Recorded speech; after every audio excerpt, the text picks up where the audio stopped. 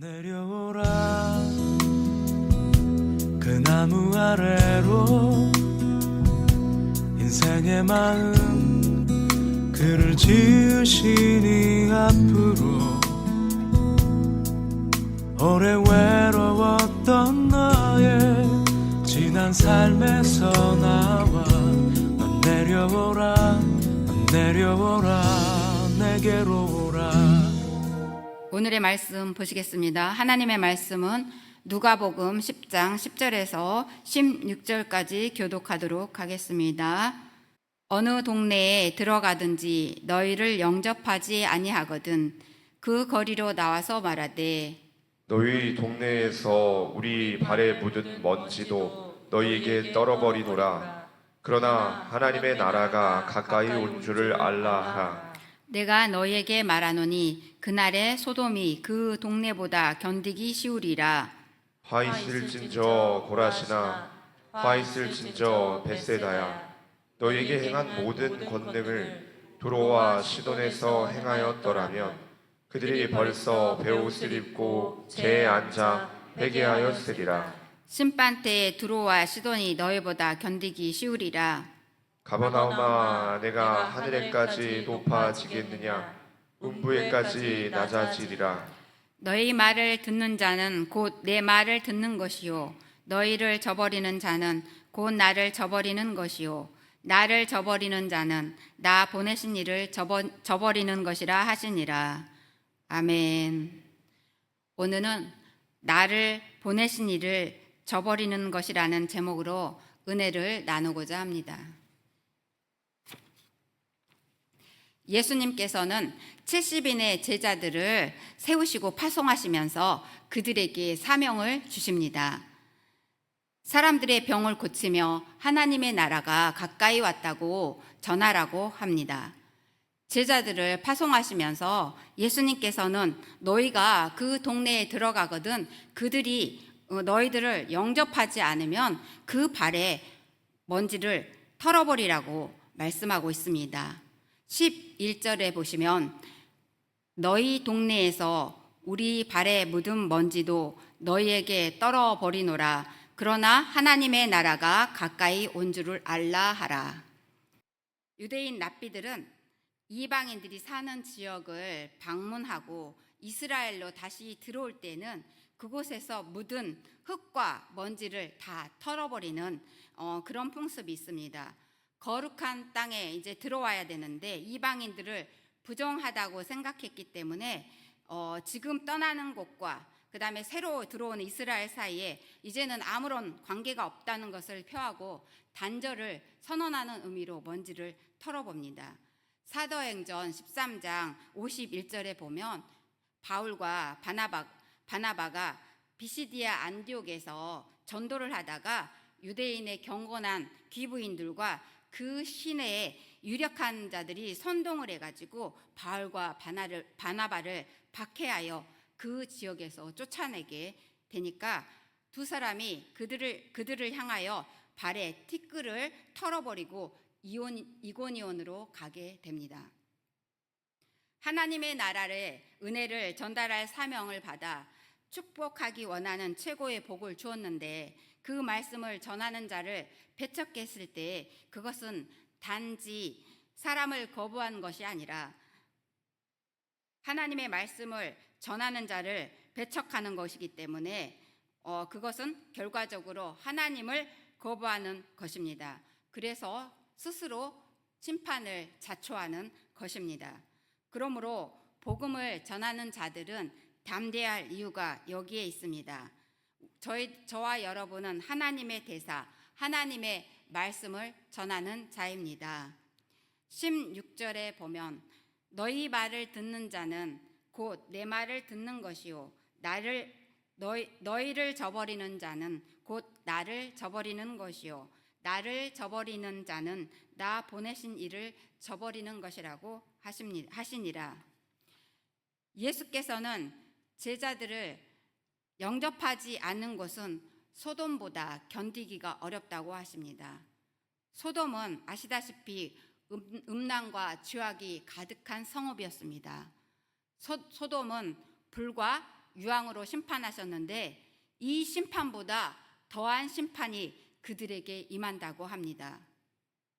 지금 저와 여러분이 사는 시대는 예수님이 이 땅에 오시고 2000년이 넘는 그런 시간이 흘렀습니다.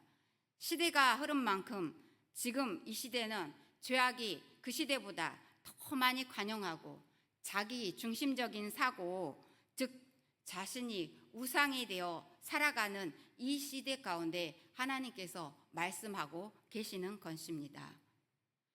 디모데후서 3장 1절에서 2절 그리고 5절 말씀을 보면 너는 이것을 알라. 말세에 고통하는 때가 이르러 사람들이 자기를 사랑하며 돈을 사랑하며 자랑하며 교만하며 비방하며 부모를 거역하며 감사하지 아니하며 거룩하지 아니하며 경건의 모양은 있으나 경건의 능력은 부인하니 이 같은 자들에게서 내게 돌아서라고 말씀하고 있습니다.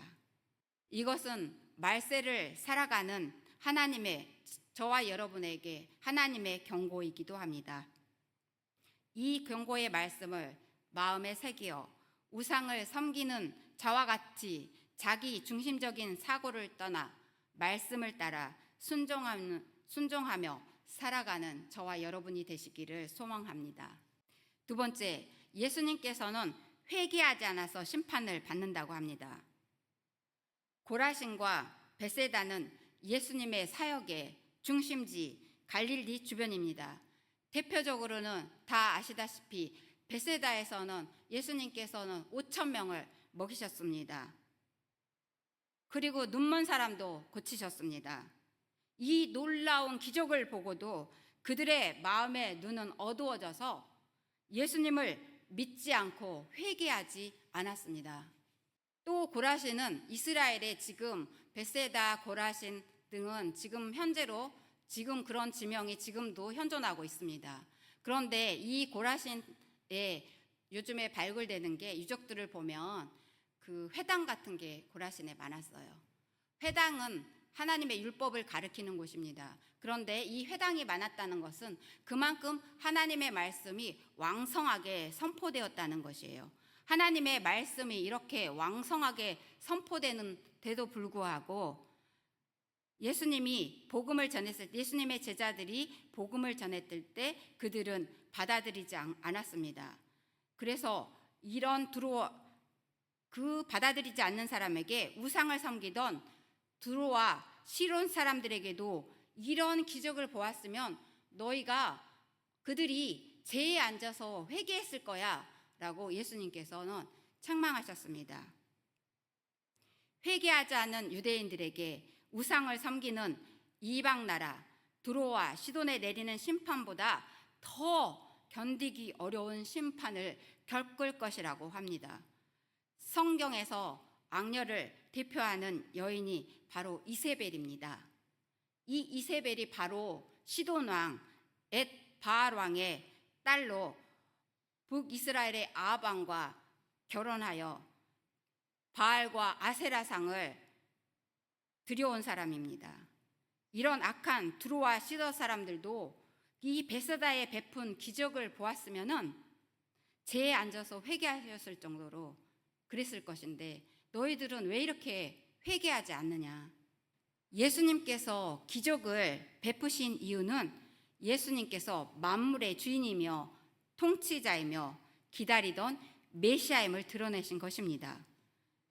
그러나 그 기적을 체험하고도 그들은 예수님이 하나님이심을 부인하고 그 앞에 자신이 죄인임을 알지 못했기 때문에 회개하지 않은 것입니다. 예수님을 만난 사람은 거듭나서 예수님이 하나님이라는 걸 알게 됩니다. 자신이 죄인임을 깨닫고 통회하고 자복합니다. 그런데 이 유대인들은 자신이 선민 그리고 율법을 지킨다는 이유로 회개하지 않고 우상을 섬기는 그들보다 심판이 엄중함을 말합니다. 저와 여러분도 혹시 오랜 교회 생활로 자신의 의로움을 자랑하며 살아가고 있진 않은지 살펴보아야 합니다. 매일매일 자신의 삶을 돌아보면서 십자가 앞에 자신을 세워놓고 진정한 회개가 늘 저와 여러분 안에 일어나야 할 줄 믿습니다. 세 번째, 교만 때문에 심판받는 것이라고 하십니다. 이 가버나움은 갈릴리 북쪽에서 상업과 어업의 중심지로 주변 사람들이 몰려드는 그런 도시였습니다.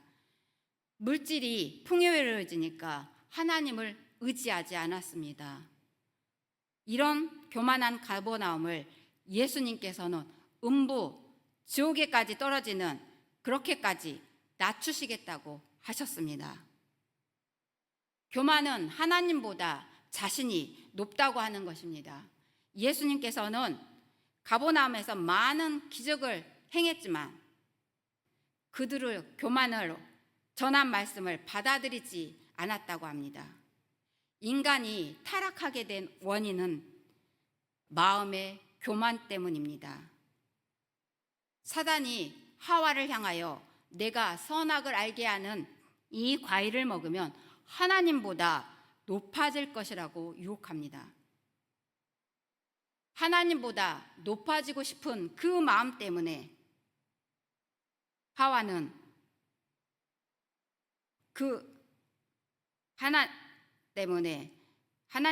하나님보다 높아지고 싶은 그 마음 때문에 하나님과의 관계가 단절되고 에덴 동산에서 쫓겨난 것입니다.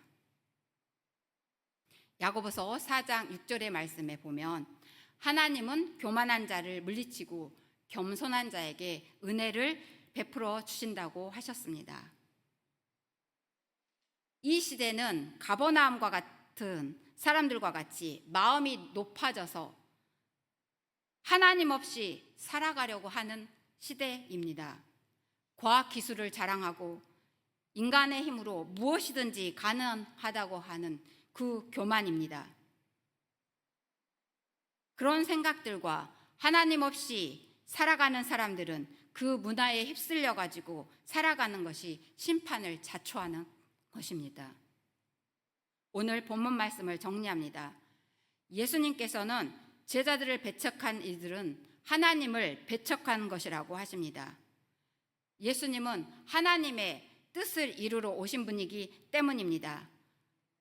하나님의 뜻은 하나님의 아들인 예수님을 믿음으로 구원을 이루시려는 것입니다. 결국 갈릴리 지역에서 기적을 베푸신 이유는 예수님이 하나님이시며 유대인이 그토록 기다리던 메시아임을 알리셨는데도 그들은 영접하지 않고 회개하지 않고 교만하여져서 제자들이 전한 복음을 받아들이지 않아서 심판이 대상이 되었다고 합니다. 구약에 하나님의 심판이 있을 때보다 예수님이 오셔서 제자들의 전한 복음을 듣지 않았을 때의 심판은 더 중하다고 합니다. 심판당할 그들을, 그 무서운 심판을 당할 그들을 긍휼히 여기며 그들을 구원하기 위해 하나님의 마음으로 복음의 증인이 되어야 할 것입니다. 어떤 일에 경고를 한다는 것은 회개할 수 있는 기회를 주시는 것이기에 더 힘써 예수님의 마음으로 복음의 전도자의 사명을 감당해야 합니다. 예수님의 복음을 받은 저와 여러분은 혹여 우리 안에 하나님의 기적과 응답을 누리면서도 그 감사를 놓치고 있지는 않은지, 또 우리 안에 회개하지 않은 것과 교만한 마음이 있는지를 살펴보아야 합니다. 겸손하여 하나님의 나라를 유업으로 얻는 저와 여러분이 되시기를 축복합니다. 기도하시겠습니다. 할렐루야. 살아계신 하나님 아버지, 은혜와 사랑을 감사를 드립니다. 하나님 아버지, 우리가 죄가 많아서 하나님 아버지 구원받지 않는 것이 아니라 회개하지 않고 우리 마음에 교만함이 있어서입니다. 하나님 아버지, 우리 안에 이 교만한 마음들이 올라올 때마다 하나님 겸손하게 낮아지는 그 십자가를 묵상할 수 있는 저희들의 삶이 되게 하여 주옵소서. 오늘의 말씀을 통하여서 하나님 아버지, 지금도 하나님의 복음을 알지 못하고 그 심판 아래 하나님 주여 두려움에 떠는 그들에게 주의 복음을 담대히 증거할 수 있는 복된 저희들의 삶이 될 수 있도록 인도하여 주옵소서.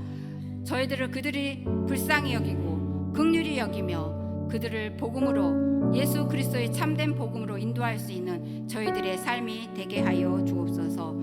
1000번째 드린 이슬미 청년을 축복합니다. 오하엘 오하랑 어린이를 축복합니다. 오하겸 어린이를 축복합니다. 하나님, 오늘도 1000번째 드린 성도님들에게 하나님 은혜 부어주셔서 축복의 통로가 되게 도와주시고 복의 근원이 될 수 있도록 은혜 부어 주옵소서. 오늘도 하나님 은혜 사모하여 간절히 기도하러 온 성도들의 삶을 지켜주시고 보호하여 주셔서 하나님 작은 신음에도 응답하시는 그 하나님의 음성을 듣는 귀한 시간 되게 도와주시고, 오늘 성도들의 삶 가운데도 하나님 주 예수 그리스도의 보혈의 피로 덮어주셔서 삶의 형통한 복이 임할 수 있도록 은혜 부어 주시옵소서. 감사함을 드리며 예수님의 이름으로 기도 올렸습니다. 아멘.